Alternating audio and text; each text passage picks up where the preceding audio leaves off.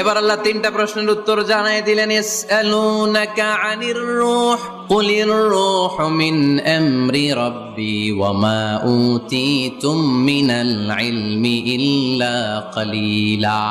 দ্বিতীয় উত্তর জানাই দিলেন, আম হাসিবতা আন্না আসহাবাল কাহফি ওয়ার রাকিব কানু মিন আয়াতিনা আজাবা। তিন নাম্বার প্রশ্নের উত্তর আল্লাহ সূরা কাফে জানিয়ে দিলেন, ইয়াসআলুনাকা আন যিল কারনাইন কুল সাআতলু আলাইকুম মিনহু যিকরা। আল্লাহু আকবার। এবার নবী দাঁড়িয়ে গেলেন, বললেন কার কার উত্তর লাগবে আসো। রূহ হলো আল্লাহর আদেশ, আল্লাহর আদেশে ঢুকে আর আল্লাহর আদেশে বের হয়। আসহাবে কাফের 7 জন ছেলে ছিল, গুহার মধ্যে আল্লাহর ভয় ঢুকেছে। 309 বছর পরে আল্লাহ তাদেরকে আবার ঘুম থেকে জাগিয়েছে। জুলকারনাইন এমন একজন বাদশা, গোটা বিশ্ব